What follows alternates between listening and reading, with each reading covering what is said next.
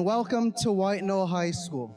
Thank you all for being here on this fine Wednesday morning. I would like to be one of the first to say thank you. Thank you for all that you do as teachers and staff. Your jobs are truly some of the most important in our society today. And even though you may not hear it enough from students, on their behalf, thank you for all that you do.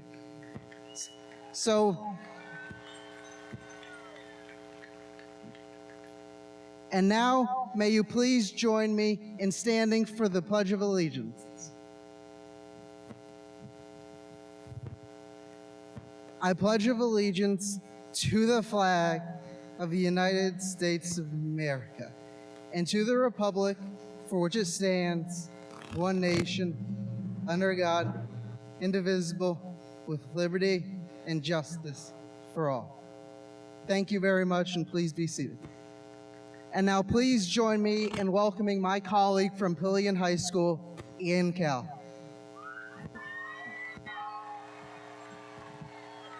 Thank you, Emmanuel. My name is Ian Kell, acting student body president at Pillion High School.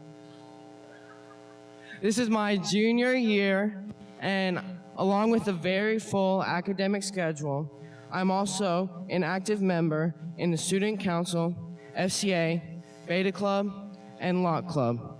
I want to thank you all for coming today and for all the work you have done and will do for your students at your schools and communities. This year at Pillion High School, we have started working on a new freshman mentorship program called Link Crew. This new program is going to allow for the other Link leaders and I to help the incoming freshmen get comfortable at their new school and handle some of the challenges they may face at their new school. My biggest excitement for this year, however, does not come from a new program that we are starting. It comes from the great amount of school spirit and Panther pride that I'm seeing at school this year. Our administrators that have come here last year are really working hard to grow the school spirit that we have at Pillion, and their work is really paying off, and I want to thank them for all the work they have done. Being involved in my school and the many programs that they have offered me has really made me proud to be a Pillion Panther. To me, true Panther pride is not something that can be described in words. Rather, it is best explained through firsthand experiences. Faith Green and Madison Nicholson, a few of my fellow Panthers, feel true Panther pride when the students gather together in support of their fellow Panthers, setting an exciting and encouraging mood under the Friday night lights of a Pillion football game.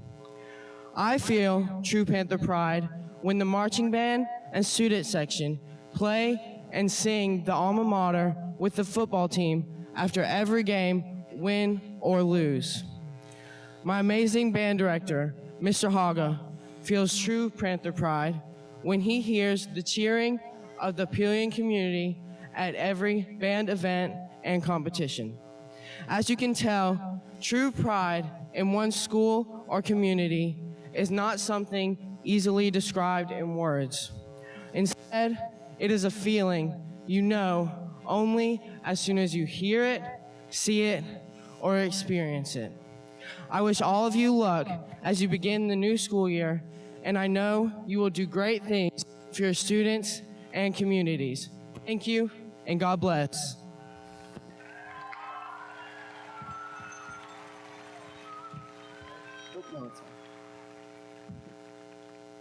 And now it is my pleasure to introduce the Lexington 1 Board of Trustees. These are people who spend countless hours planning, attending meetings, and creating policy to best serve all of us in the district and all of the attendance areas from White Knoll to Lexington, Pillion to Gilbert, and everyone in this district. So it is my pleasure to introduce Deborah Knight, the chair of the board, Miss Cynthia Smith, Vice Chair, Dr. Bradley Pitts, Secretary, Michael Anderson, Sandra Backman, Anne Marie Green, and Dr. Brent M. Powers. Thank you. As we begin a new school year, it is important to recognize the accomplishments of our employees. This past year, 8 individuals earned some of the highest educational honors and accomplishments. What is up today? I don't know. Given by the district, state professional groups, and even national associations. National Association of Secondary School Principals, National Assistant Principal of the Year, Erica Page, Assistant Principal at Pillion High School. National Association of Secondary School Principals of South Carolina Association of School Administrators, South Carolina Middle Level Principal of the Year, Dr. Thomas E. Rivers Jr., Principal of Pleasant Hill Middle School.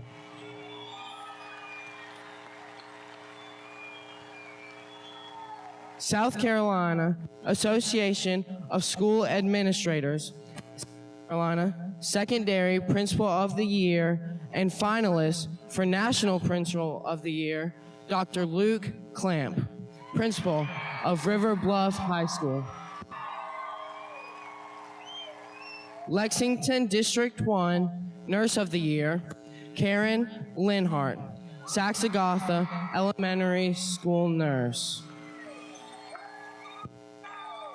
Parents as Teachers, National Parent Educator of the Year, Maria Arroyo, Parent Educator in the District's Parenting Center. National Association of District Supervisors of Foreign Languages, National Supervisor of the Year, Dawn Samples, World Language Coordinator, Instructional Services. Lexington District 1 Teacher of the Year, Alicia Clamp, Interventionist, Rocky Creek Elementary School. South Carolina Association for Pupil Transportation, Humanitarian of the Year, George L. Blackwell, Transportation Coordinator. Congratulations to all of you on your accomplishments this year.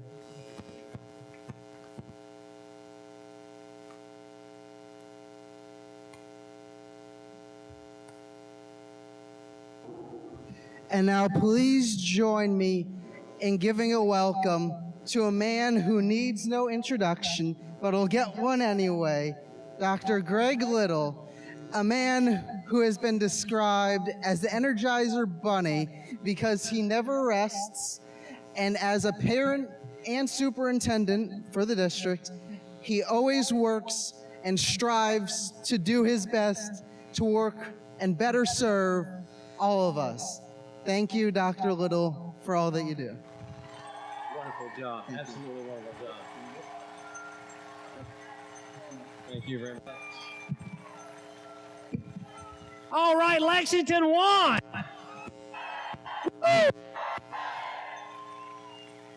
How awesome is this? Oh my goodness gracious. All right. I think we're supposed to watch a video. Is that what happens next?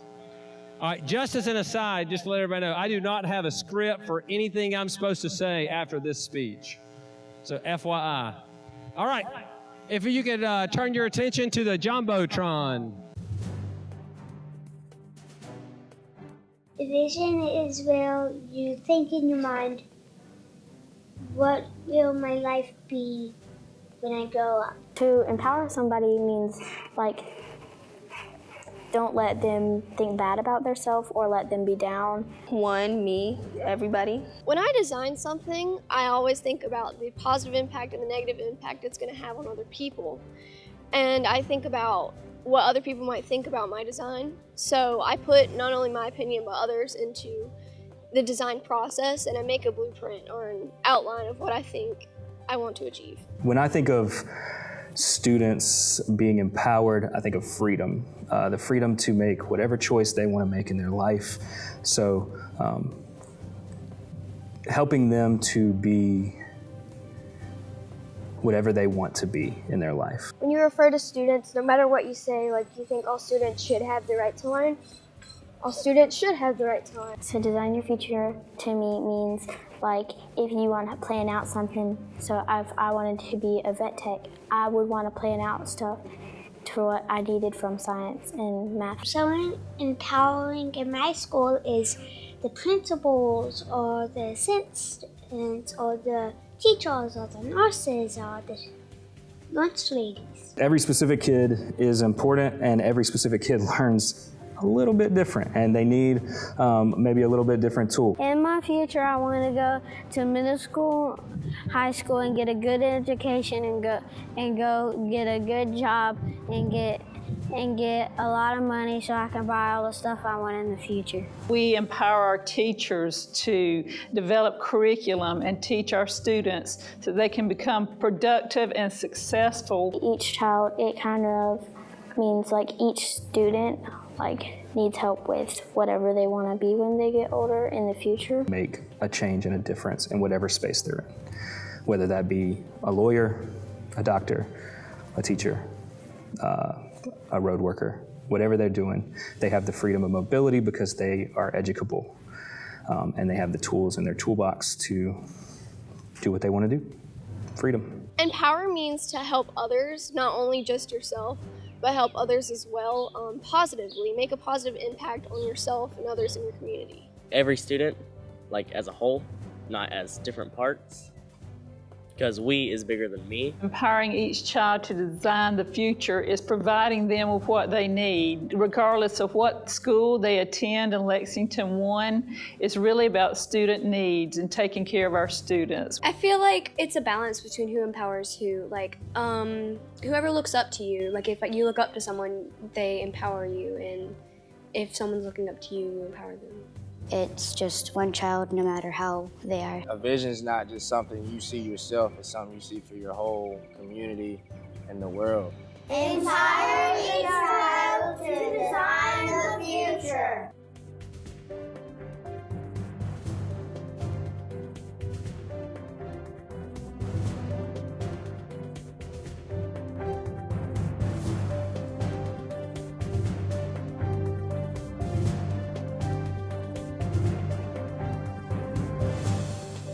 Today we celebrate a new year.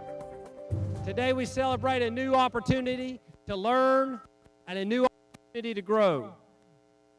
This is the largest collection of Lexington 1 employees ever.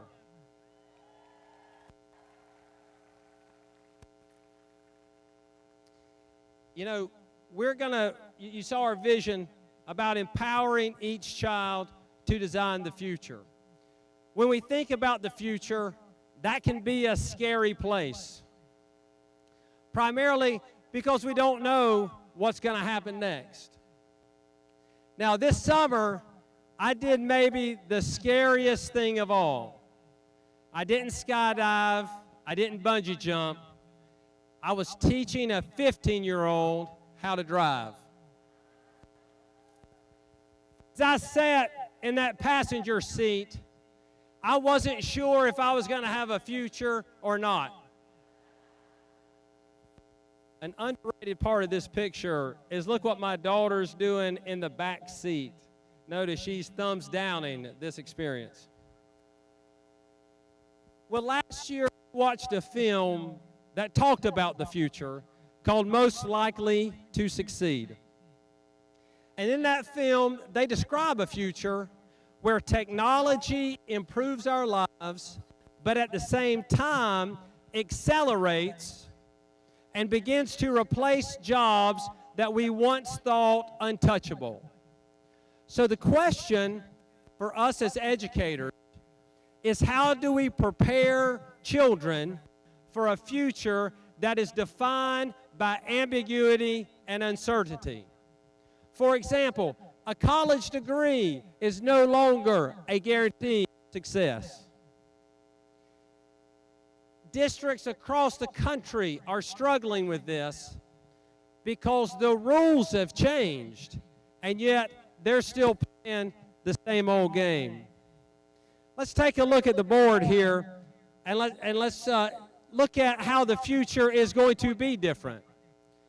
People at Sony, Google, and Samsung are working to create contact lenses that will allow you to go online. For some unknown reason, we're close to bringing back the woolly mammoth. I don't know why, but okay, goals, dreams. Over the next few years, we will discover thousands of new planets because of advancements in telescope technology. Self-driving cars are right around the corner, and we're going to use nanoparticles to attack and treat diseases. The future is going to look very different from our present, and it's closer than we think. The one thing we know for sure, though, about the future is that together we're going to be able to face it. Look around this stadium today. The expertise and experience in Lexington 1 is unmatched. And I know that together we can do anything. You know, absolutely. Listen.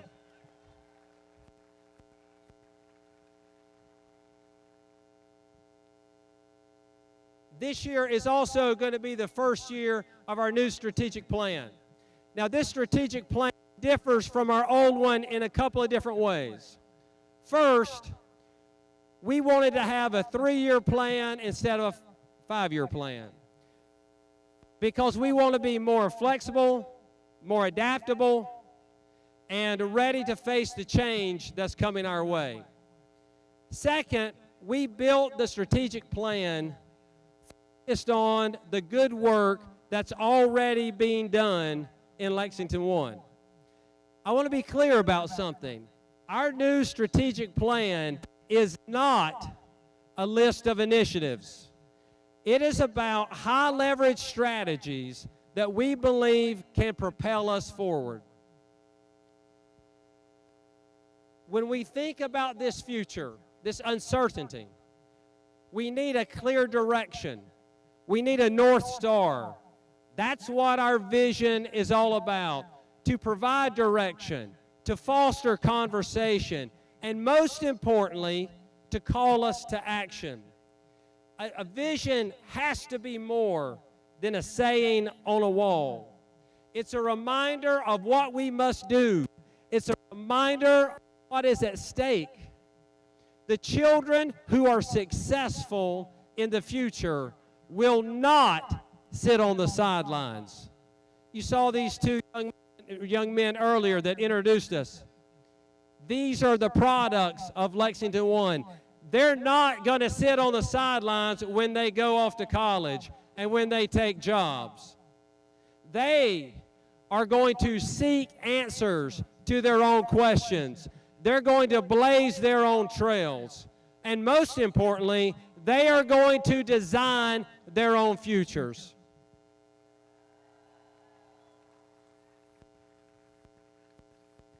So our vision is about the why. Our mission is about the how. Now, sometimes the mission can get lost in translation because you've got the vision statement, you got your goals, you got all this stuff. But we will not achieve our dreams. We will not achieve our goals as a district unless we make our vision a reality, unless we cultivate a caring community where all learners are extraordinary communicators, collaborators, creators, and critical thinkers.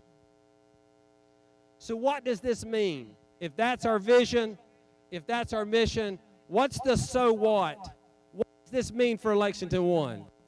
Well, we did a little something different as well, is we decided to make commitments, promises to our parents, promises to our community and promises to ourselves about how we will act and how we will go forward. So take a look at our first system commitment. My favorite part of this commitment is the phrase, regardless of circumstances.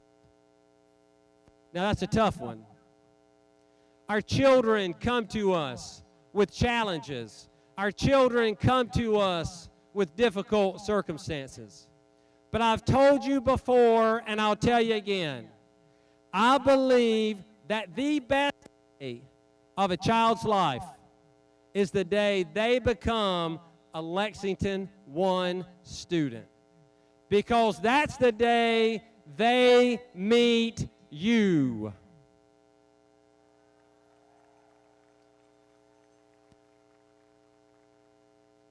We know children come to us with difficult circumstances and challenges.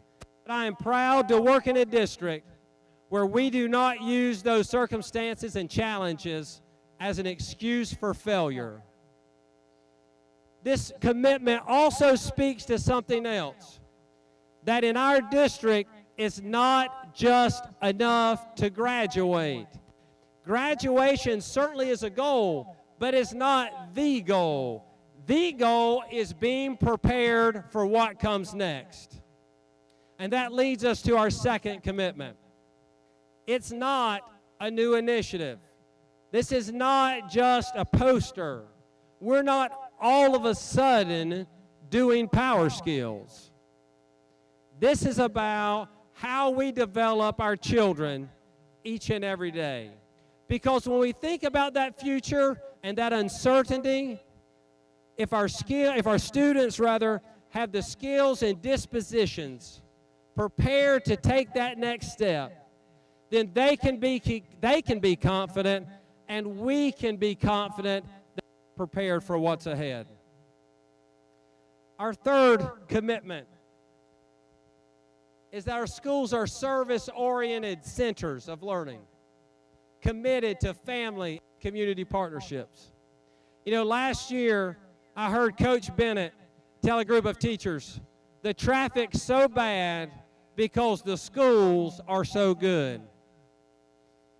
Yeah, and I believe that. We are the heart and soul of our community.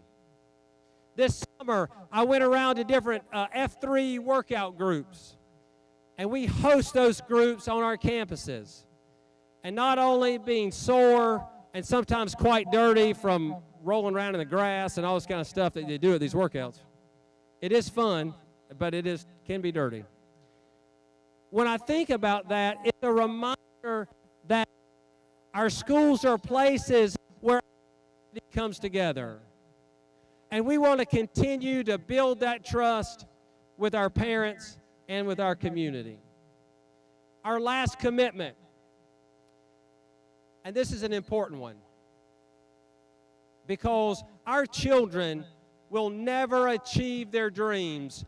Our district will never be where we want it to be if the adults in our district do not have the tools, the resources, the skills to make it happen. We want you to be successful on the bus, in the cafeteria, in the hallways, on the field, wherever it may be that you engage students. I want to make sure you have what you need for success. Whether that be reducing class sizes, increasing intervention support, whether that be sending you off to world-class professional development or having it come to us, or through our unique and innovative partnerships like we... Hello? Did I die? We're good? We're back up? Apparently it must be an Apple microphone. We've got a Google partnership. Wow. I didn't realize I got booed at my own convocation. Wow. Got some real Apple folks here. The last part of the strategic plan that I want to talk about is what we call Project Hope. Now, we're having a lot of fun today, and that's what today's all about. But I want to be clear about something. Our children are struggling with anxiety and depression issues like never before. Last year, suicide assessment rates in Lexington 1 nearly doubled. We had a student last year that we had to give a suicide assessment to because no one was liking his social media post. I wish that I were making this story up, but I'm not. We even have some of the best counselor to student ratios that you'll find. Absolutely, our counselors do a wonderful job.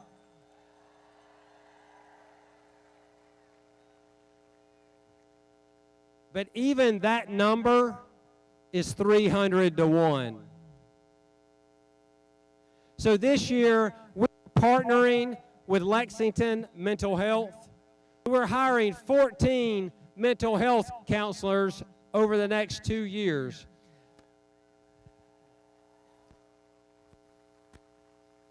And these individuals will lead the mental wellness in our district. We're also changing how we're going to address children who have drug and alcohol problems and what happens when they come to our alternative education services. The idea is to be more therapeutic, and address the problem at the root cause. We want our children to be able to make positive decisions with their lives. Finally, the last thing I'd like to address today is where we are with Drive to 35. Now, over the last 2 years, I've been talking about Drive to 35. The idea is we want to move our starting teacher pay to $35,000 while at the same time moving everybody else's salary up at the same rate.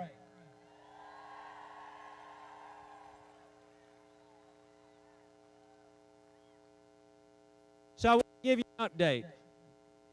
Your board that we spoke to earlier, that was introduced earlier, approved this year an additional 2% pay raise along with your step. So our certified and our classified folks are going to see this year another 3 to 4% raise. Okay? Now I want you to know that this is just a step. Over the last 3 years, our certified and classified staff, if you take both the raises and the steps, have seen an 11% pay increase for most of our folks across the board.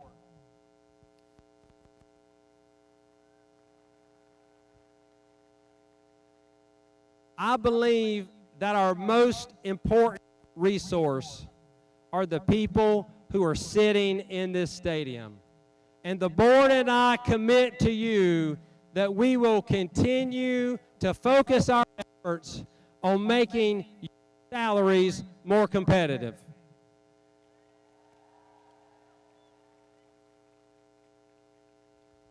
We have an exciting year ahead of us. You, your colleagues, students, your schools are going to accomplish amazing things. Those amazing things are going to be defined by power skills, by cultivating a caring community. Those accomplishments are going to be achieved by students who are successful regardless of their circumstances, because they have adults in their lives who are loving and skilled and willing to accept the challenges. Thank you on their behalf and on behalf of your board for your willingness to empower each child to design the future. Thank you. We're going to have a fantastic year. I want to talk to you a little bit of what it means to me to drive children each and every day. To me, it is a great responsibility. Every day, the district and parents entrust their children into my hands to be able to take them to school and return them home safely. What a great responsibility. But even greater, it is a privilege and an opportunity for me. Proverbs 22:6 says, "Train up a child in the way he should go, and when he is old, he will not depart from it."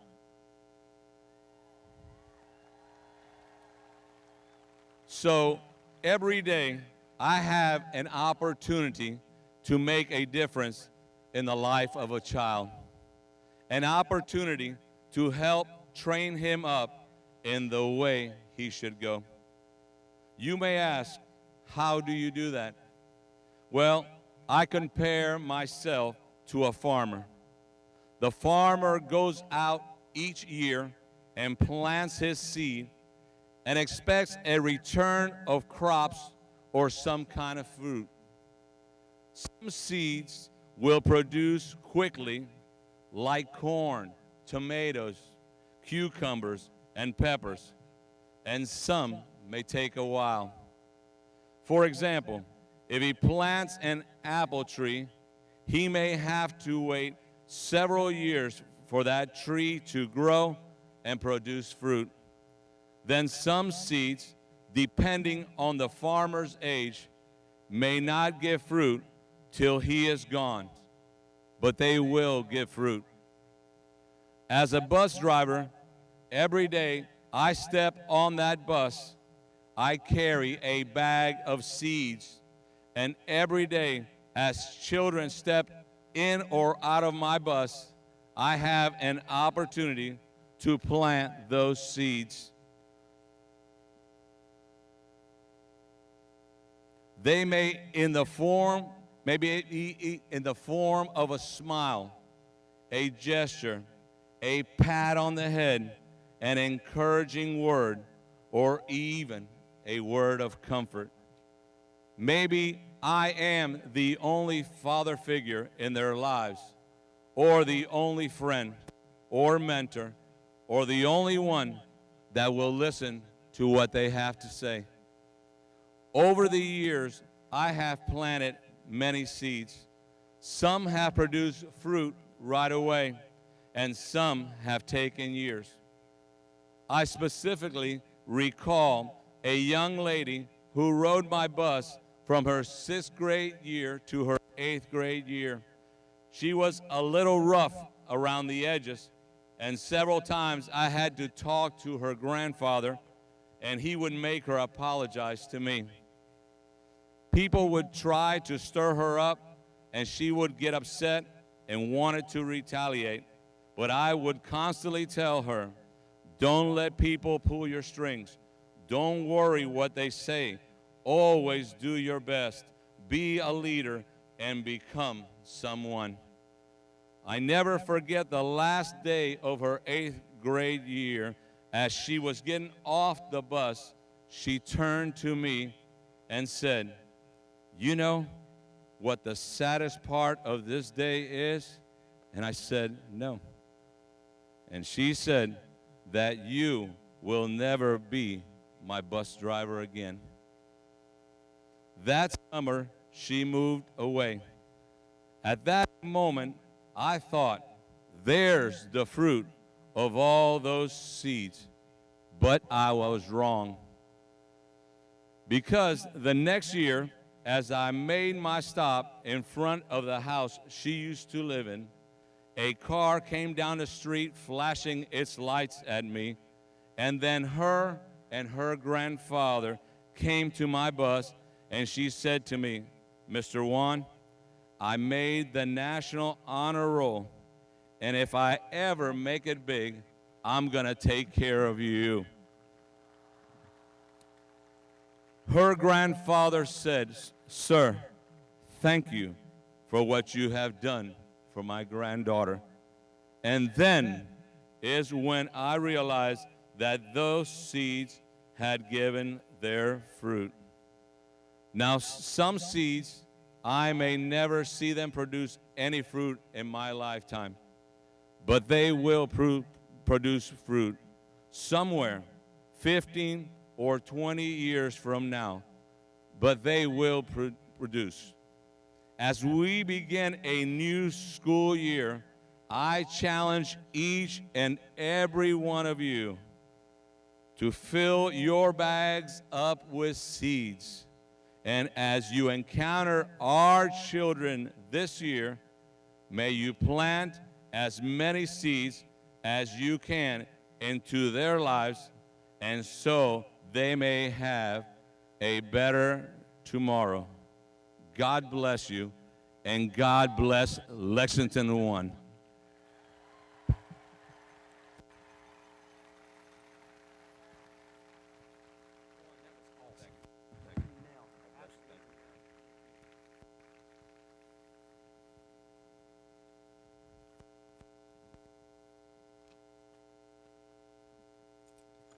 Let's give one more round of applause, please.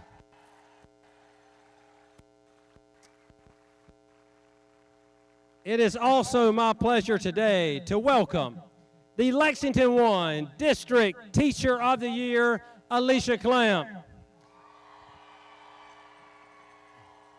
We proudly named Alicia District Teacher of the Year at our annual Teacher of the Year celebration in the spring. A teacher for 11 years, Mrs. Clamp recently moved to Rocky Creek Elementary School. After serving as the ESOL teacher and reading recovery teacher at Red Bank Elementary School. An advocate for the power of literacy, Mrs. Clamp works diligently to build personal relationships with her students and their families to create a multi-level support system for struggling readers. Her belief that every child has value and deserves a great education, no matter their situation, drives her work. Join me in welcoming Alicia Clamp and her special guest speaker, Jasmine.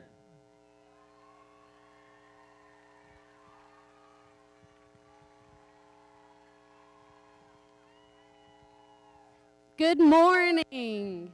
As Dr. Little said, my name is Alicia Clamp, and I am so honored to represent each and every one of you today. Each of you was specifically chosen to be at your school this school year. When I was asked to share an inspirational story about a student, I was so thankful because I had one that came to mind. I thought about this student when I read the book, The Wild Card, this summer. This book talks about many things, but first and foremost, it talks about how each and every child is dealt a hand of cards when they are born, many of which they have no control over, and that a positive adult can come into their hand and be the wild card that changes their life forever. Well, this student that came to my mind was dealt a hand of cards that put her at Red Bank Elementary School, my first year as an ESOL teacher. The first day I entered her classroom, she was hovered in the back of the classroom with her friends. It was actually her cousin. They only spoke Spanish to each other, and didn't really want to talk to me at all. As our relationships grew, I found out that they actually loved to sing a silly song or two, and they loved being read books in English. You see, this precious girl, Jasmine, has been dealt a hand of cards that presented both challenges and triumphs. It may appear from afar that the hand of cards she was given was stacked against her. But no, the day she entered Red Bank Elementary School in Lexington 1 with her family, the fate of her hand changed forever. When I asked Jasmine about who in her life were wild cards, it was easy for her to name them. It was her bus driver, Miss Lynn, that was the first face she saw every day and that had a great smile every day of elementary school. It was her classroom teachers who taught her to love reading by reading aloud, and her math teachers that stayed before and after school to ensure she understood difficult concepts. It was her music teacher, Miss Joy, who helped her love singing, and it is because of her that Jasmine enjoys singing today. It was her mentors, Miss Marlene and Miss Kim, who came faithfully every week. And when she used to be sad, they made her happy. It was the school counselors, the interventionists,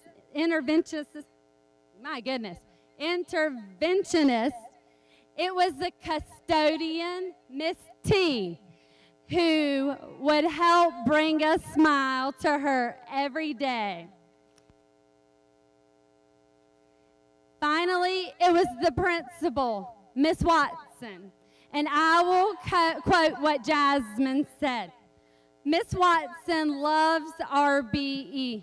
She would do anything to help our school become better, and I appreciate her for that.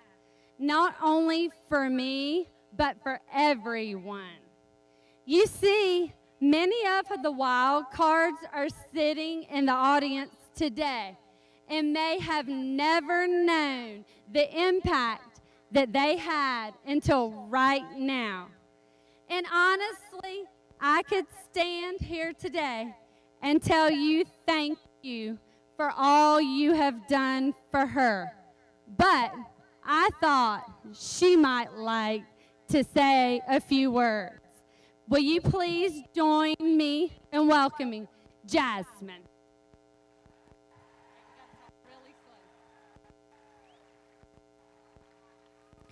My name is Jasmine Aguilera Martinez.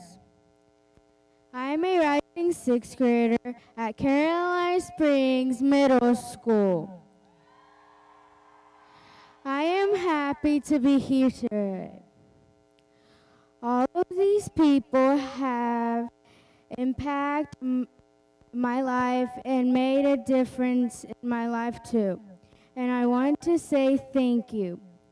Without them, I would not be standing here today. So as you start this school year, I challenge you, you will be a wild card for a student like me in your school this year. Will you take the time to get to know them no matter what position you hold? Will you be the smile or the listening ear that they may need on a bad day? They may never be able to thank you in person like I just did, but you could change their life forever. So I ask you to be a wild card this year for someone just like me. Thank you.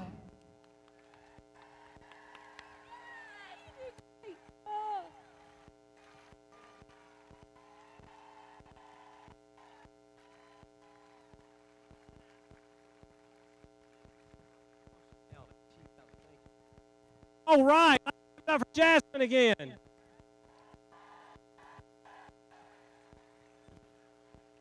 All right. I appreciate your patience this morning. No, it's not. We're almost done. All right. Yeah, clap for that. Yeah, that's good. But before we do that, there's some people I want to thank. If you have been teaching or really, don't let me start over. Sorry, I messed that up. I messed that up. I'm working on it all week and I messed it up. If you have been an employee for Lexington 1 for 20 or more years, stand up. Stay standing. Stay standing. Everybody stay standing. Stay standing. If you've been an employee in Lexington 1 for 25 years, stay standing.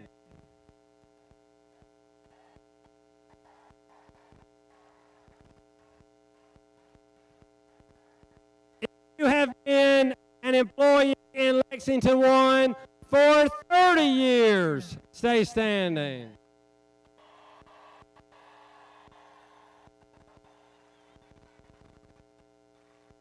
All right, here's the big one.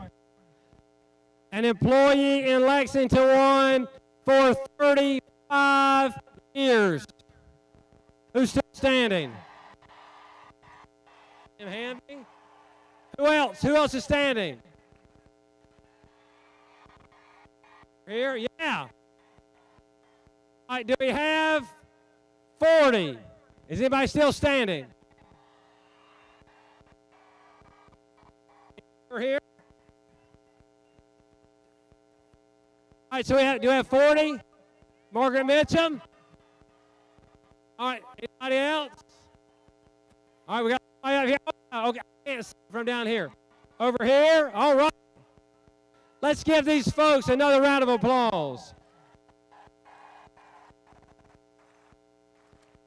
All right, today, unbeknownst to the crowd, we had secret operatives walking through the crowd. And they have determined the most school spirit award for 2018.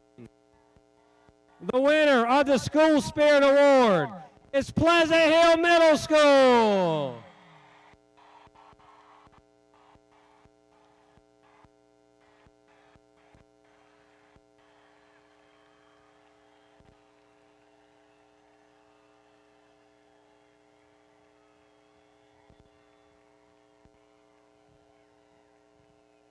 Hey, keep this in mind.